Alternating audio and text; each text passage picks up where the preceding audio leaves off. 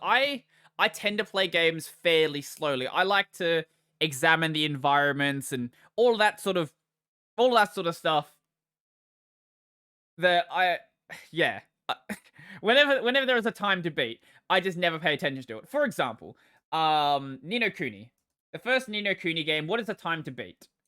The time bullshit. Time to beat Ni no Kuni 1. Also, Wrath the White Witch. I guess it's not Ni no Kuni 1. There's other Ni no Kuni games beforehand. 46 hours. 46 hours. I spent probably 100 in that game. Oh, this person's giving me okay, you know what? Let's talk about this. So 10 reasons why Ni no Kuni Wrath of the White Witch is an overrated mess. If you want to know my third favorite game is, it might be Ni no Kuni. So let's find out why it's an overrated mess. Familiars look like crap. They're also lame and poorly designed. They make starter Pokemon look like fearsome beasts of legend. It blows my mind that someone designed some derpy abomination like the egg roll, a freaking bandaged egg with legs, or Rhino saw the ugliest pig ever to be designed and thought, okay, it's done, that's how this monster should look. They even managed to make a pirate cat with an eye patch look bad, which takes some serious effort, and to add insult to injury, when they evolve them, they change color, and if you're lucky, they get some additional horns. You do know this game it has a Ghibli art style, so like, actually, I'm gonna show you what some of the familiars look like. This person clearly doesn't like the Ghibli art. I don't like Ghibli movies, but one thing I can say is that Ghibli art looks bloody fantastic. Ni no Kuni familiars. Let's see. Here we go. Look at this. Look at this adorable thing. This is one of the early familiars you get. That's adorable. Like, how could you not love that? Here we go. It's like a cat pirate. It's like a dude with like a derpy looking head. And it's like how could you not love these things? They're adorable. How could you not? And yeah, when you evolve them, they get like spikes and stuff on their head. Like it's a game with a see, I think this is the second game. That's the second game. It's a game that has a Ghibli art style. So like you get a Ghibli art style with it. All of the characters look kind of dopey, but that's sort of what comes with Ghibli. Yeah. So if you don't like Ghibli, that's fine. I think you're wrong, but yeah. Side quests are copy pasted over and over, and the majority of them require you to take heart, give heart, which is basically moving to point A, pressing X a few times, going to point B, pressing X a few times. The rest is just fetch quests, beat 5 monsters, or capture some monsters. By the third side quest, I was just reading what to do in the recap and mashing X to go through the pointless overridden conversation, as they're completely uninteresting. I'll actually give you that one. At least for Ni no Kuni 1, I feel like, yeah, the side quests were not great. But this is sort of a problem with a lot of JRPGs. A lot of JRPGs have the MMO side quest where it's like, hey, go to a field, please pick 5 medical herbs and come back. And that's the entire quest. The thing that's fun about the side quest isn't the side quest itself. A lot of the time, you're sort of developing the world and developing the inhabitants of the city. So you find out more about, like, what's going on. It's not the side quest itself that's fun, it's the lore building that's fun. Cities are basically glorified corridors, like in Final Fantasy 13. You can't explore any building except the stores, and the one required by the story.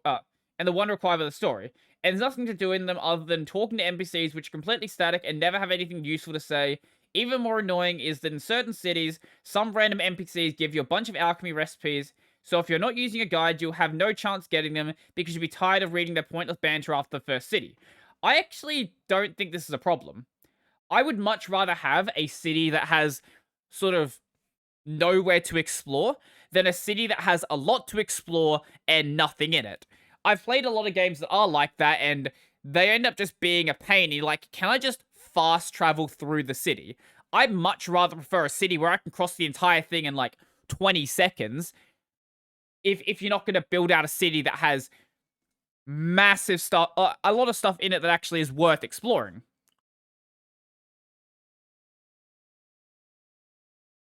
I feel like some of the Dragon Quest games actually suffer from exactly that problem, where they'll have these fairly large cities for a Dragon Quest game, but there's just nothing there. Or like Pokemon, for example. Pokemon has fairly large cities in most cases, but most of the houses are just nothing. It's just like, oh, here's an NPC that says, oh, the weather's nice today. Oh, your Pokemon, that's cool. It's just like, okay. It's like, if you're gonna build a shit city, just don't give me a big city in the first place. Anyway, recruiting familiars is 100% chance-based. It's not skill-based or anything, so getting them is just mindless grind and getting lucky. Yes, that is exactly how Pokemon works as well. Yeah, that's just how these sort of games work. It's a game that has the Pokemon recruitment system. What of it? If you don't like the Pokemon recruitment system, then sure, fair enough. But like, I don't think you can really hold that against the game unless you're going to hold that against the entire genre.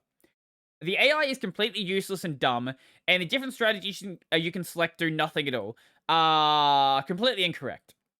Esther will always attack the enemy with her crappy harp, doing 1 damage and getting killed instead of keeping her distance to heal when needed. For example,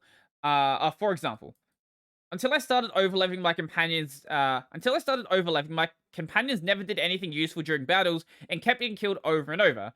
And by then, I played the remaining 70% of the game, mashing X with Puss in Boots. Puss in Boats? Maybe there actually is one called Puss in Boats.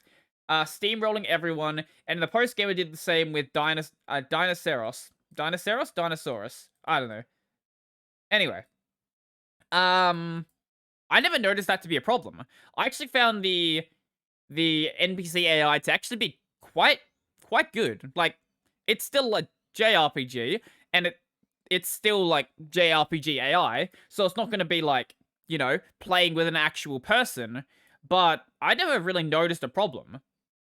It's like, it's no worse than what you get in the Kingdom Hearts series, for example. I found the music to be completely generic and forgettable. I never found myself thinking about the music of this game, and I actually don't remember any of the music other than the battle and overworld theme, and I played this 64 hours already. I think you just have bad memory, because I think the music in this game is it's great. It's what I would expect from a Ghibli movie. I don't know what to say about that. It's just like, yeah, it's a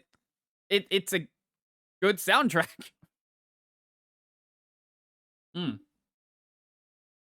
Motorville is totally useless, and there is no reason to ever go there, except when the story wants you to mash X to skip some pointless conversation and fight a boss. I don't remember what Motorville is. I don't remember the city names. Motorville. Oh, wait, is that the real world? Or the human world? What is Motorville? Motorville. No Kuni.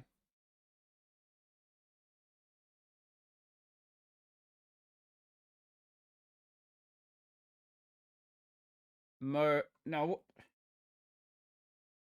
What was Motorville?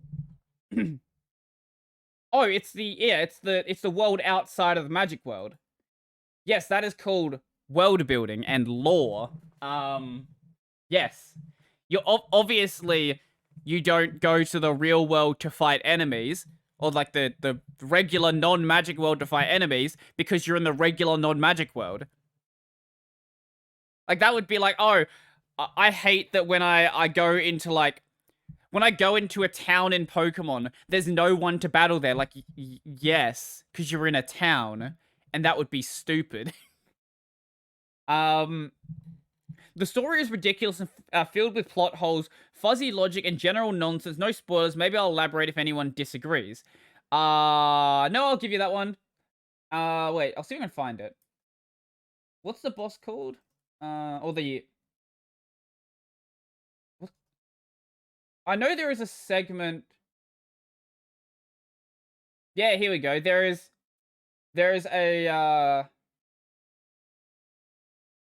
So there's a town called Ding Dong Dell, and the king of that place is called Tom Tildrum the 14th. And he is a giant cat. Why is he a giant cat?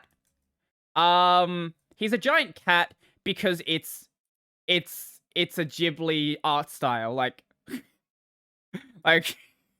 yeah, the story is it's a bit dumb, but it's like the sort of campiness that I would expect from, from a game that has a Ghibli art style. Like, I think a lot of this comes down to the fact that he just doesn't like the idea of Ghibli in general. As I said, there's a lot of Ghibli movies I don't like. I don't like a lot of the modern stuff, but the older stuff is good. And I feel like this sort of encapsulates a lot of what I enjoy about Ghibli. Anyway. The whole White Witch chapter is tacked on, and the game ending is god-awful no matter how you look at it. I'll give you that. Yeah, JRPGs generally end in a pretty shitty way. Let's see. There's noticeably removed content and rushed parts. For example, the Ghost Ship or Skull Mountain, and also later on they didn't even try coming up with good reasons as to why main characters were brokenhearted, such as the Queen in Perdita or that mouse in Ding Dong Dell. Wasn't Ding Dong Dell fairly early on? I think Ding Dong Dell was fairly early on. The only points that I agree with are 2 and 3. I don't remember there ever being any parts where I was like, this felt rushed. Granted, it was a very long time when I played the game, a very long time ago when I played the game, so I could just be forgetting parts of the story, but I don't, like, there's nothing I... Yeah, there's nothing I really... Well, the words. Think what you're trying to say. There's nothing that sticks out in my mind as being obviously, like, part of removed content. Number 4, completely wrong. Is number 4 the one about the game? Yeah, the number 4 is the one about the game being like Pokemon.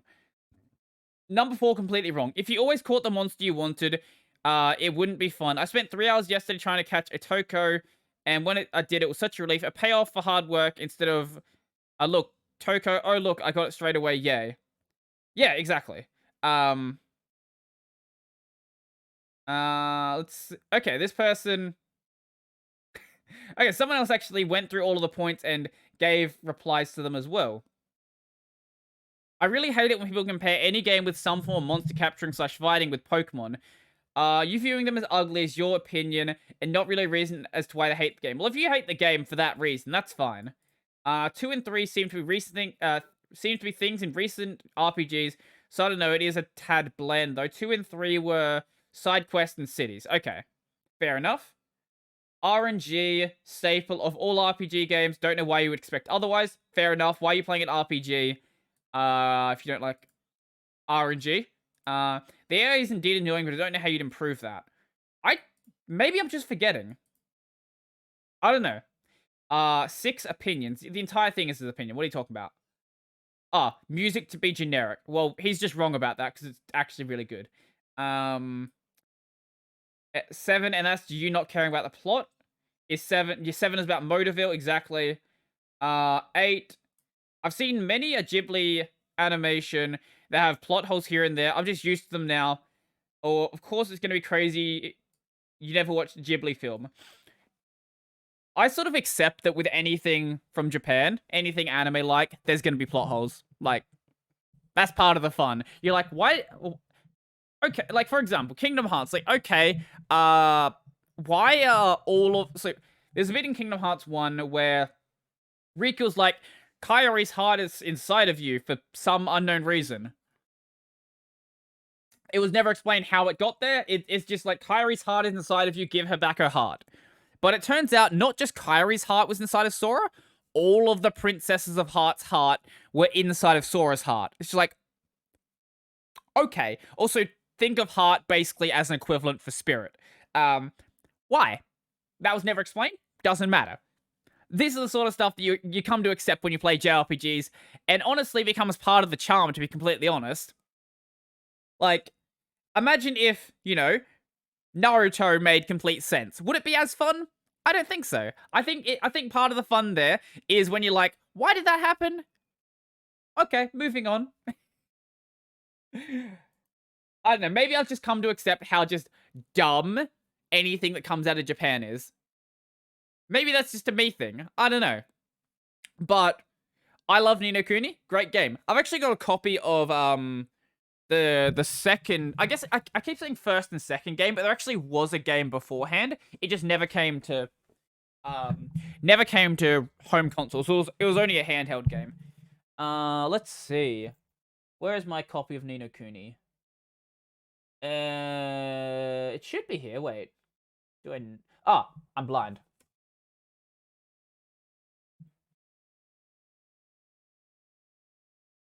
Here we go. I like having the the microphone on the arm. It makes it very, very convenient. Here's a copy of Ni no Kuni Revenant Kingdom, which I have yet to play, but it certainly looks really cool. Rediscover another world. Join the young king. Join the young King Evan. Man, King Evan. What a great name for a king. As he sets out on an epic quest to find a new kingdom, and with the help of some new friends, unite his world and save its people from a terrible evil. Like, if you play a game that has a story like that, or that has a description like that, like, there's a certain level of stupid you have to expect. Yeah, I think it's sort of on you if you play something like that and like, wow, this story, it's shit.